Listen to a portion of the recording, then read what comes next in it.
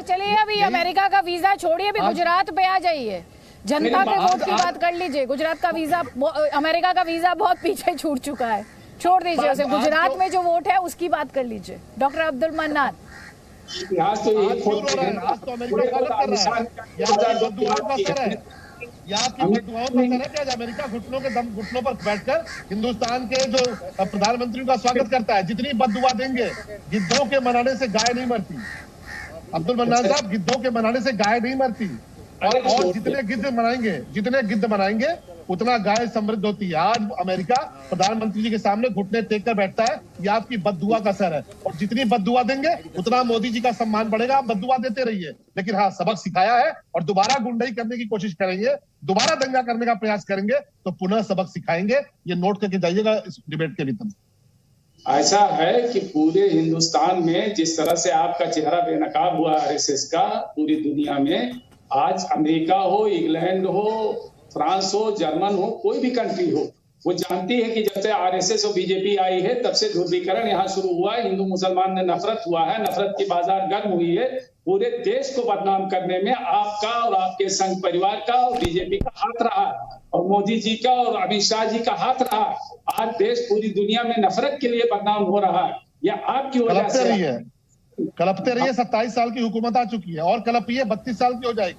थोड़ा और कलपिएगा, मोदी जी तीसरी नहीं चौथी बार प्रधानमंत्री बनेंगे। मैंने कहा ना, गिद्धों के मनाने से गाय नहीं मरती।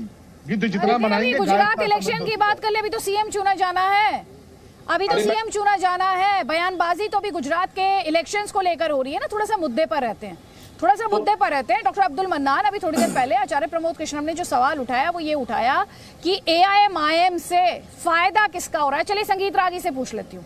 संगीत रागी होम मिनिस्टर बयान देते हैं, जवाब में असदुद्दीन ओवैसी आते हैं। यहाँ पर सवाल ये उठा रही है कांग्रेस पार्टी, असदुद्दीन ओवैसी खुद तो लड़ रहे हैं 13-14 सीटों पर, फायदा किसे पहुंचा रहे हैं? प्रमोद कृष्णन जी देखिए आधी जवाब आधी बात करने दिया। संगीत रागी जी की आवाज प्लीज। देखिए आवाज एक बार में नहीं समझ पाऊंगी, एक साथ नहीं सुन।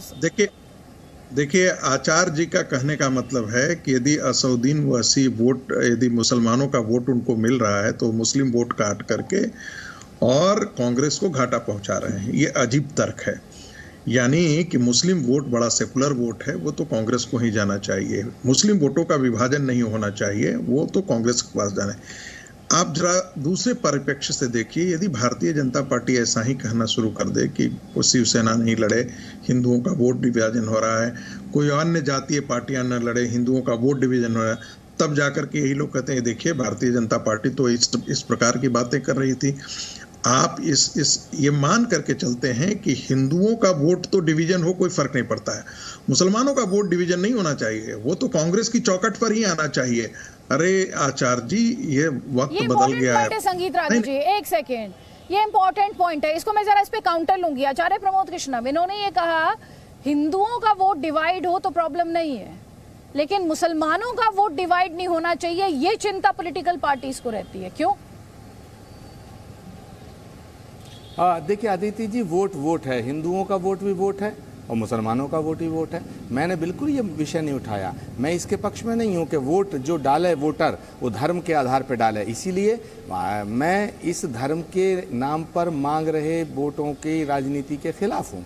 मैं अगर कोई कहता है कि मैं हिंदू हूँ मुझे इसलिए वोट दे दो, मैं उसके भी खिलाफ हूँ। अगर कोई मुझे कहता है मैं मुसलमान हूँ इसीलिए, तो मेरा झगड़ा एआईएमआईएम से क्या हो रहा है? मुझे 5 सेकंड दे दीजिएगा अनइंटरप्टेड प्लीज।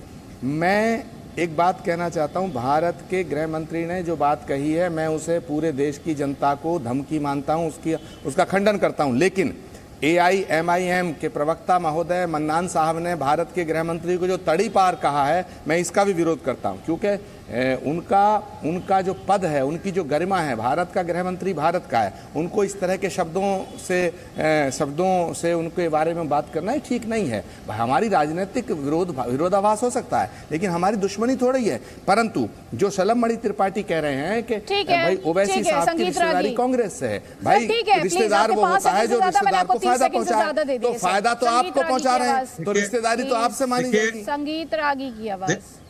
देखिए इनको लगता है कि पोलराइजेशन नहीं है साहब। आजादी के बावजूद भी भारत का हिंदू समाज एक ढंग से गुलामी की जिंदगी ही जी रहा था। मुस्लिमों की संवेदनाओं के प्रति तो कांग्रेस पार्टी बहुत संवेदनशील रही, लेकिन हिंदुओं की संवेदना, चाहे वो उनके मंदिरों की बात हो, उनके मठों की बात, आज भी उनके मठ और मंदिर जो है वो सरकार के नियंत्रण में है। जरा आप टैक्स लगा करके आप मस्जिदों पर देखिए तो सही, आप चर्च पर टैक्स लगाइए तो सही, लेकिन आप हिंदुओं के मंदिरों और मठों से पैसा कर आप उगाही करते रहें। इसके अतिरिक्त वक्फ बोर्ड की जमीन जो है वो कायदे से भारत सरकार के पास होनी चाहिए थी, उनके पास नहीं। चूंकि 1965 के बाद से आपने एजेंडा ही बना लिया था। जब 15 सूत्रीय जो मुसलमानों का आपके पास मेमोरेंडम आया था, उसके बाद से ही आपने एजेंडा, हमको किसी भी प्रकार से कांग्रेस चाहती थी कि मुसलमानों का एक मुफ्त वोट हम। संगीत रागी जी बहुत इंटरेस्टिंग है। एक तरफ आप कहते हैं कि कांग्रेस ने अपीजमेंट किया, AIM कहती है कि मुसलमानों का सिर्फ वोट लिया और उन्हें शोषित और वंचित रखा। तो ये अपने आप में आर्ग्यूमेंट जो है ये भी अपने आप में बहुत इंटरेस्टिंग है, क्योंकि दोनों ही आर्ग्यूमेंट से कांग्रेस पार्टी को घेरा जाता है। तो उन्होंने अपीसमेंट किया तो शोषित वंचित रखा, तो कांग्रेस ये इंपॉर्टेंट आर्ग्यूमेंट है। लेकिन राजेश जी, मैं आगे मंच दूंगी आचार्य जी और संगीत रागी जी। मैं एक कॉमेंट यहाँ पे राजेश जी का लेना चाहती हूँ। राजेश जी, गुजरात की चुनावी पिच में ये जो अभी मौजूदा बयानबाजी है, ये 2002 के गुजरात दंगों का जो जिन बोतल से बाहर आया है, क्या आपको लग रहा है आने वाले दिनों में ये बयानबाजी और तेज होगी? बिल्कुल तेज होगी। और भारतीय जनता पार्टी जो है वो अपनी पिच पर सारे लोगों को खिलाने के में माहिर। इस वक्त बहुत दिनों से ये कोशिश हो रही थी, लेकिन जो यहाँ का मुख्य विपक्षी दल है वो कांग्रेस और आम आदमी पार्टी दोनों ने इस पिच पर खेलने से इस बार मना कर दिया है।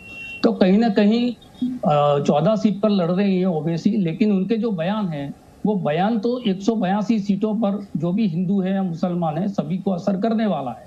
तो टोकन लड़ाई लड़ने वाली जो पार्टी है वो पार्टी एक मुद्दे को जो है जो चलाना चाहती है वो बिल्कुल यहाँ पर दिख रहा है। और उससे जो यहाँ के बेसिक मुद्दे थे, बहुत सालों के बाद गुजरात के अंदर शिक्षा, रोजगार, आरोग्य, ये बेसिक मुद्दे बने हैं और उस मुद्दे पर चर्चाएं हो रही थी। लेकिन जैसे चुनावी, मैंने कहा कि उसमें गर्मी पकड़ नहीं रही थी, तो वो चुनावी गर्मी पकड़ाने के लिए ये एक स्टेटमेंट आया है। ये पॉलिटिकल स्टेटमेंट मैं समझ रहा हूँ, क्योंकि दंगे नहीं हुए बहुत ही अच्छी बात है। ये कानून और व्यवस्था यहाँ पर बरकरार रही है, उसमें कोई मना नहीं कर रहा है। जिस तरह की स्थिति आज गुजरात के अंदर बनी है सुरक्षा के मामले में, वो स्थिति 20 साल पहले नहीं थी, ये भी सारे लोग जानते हैं।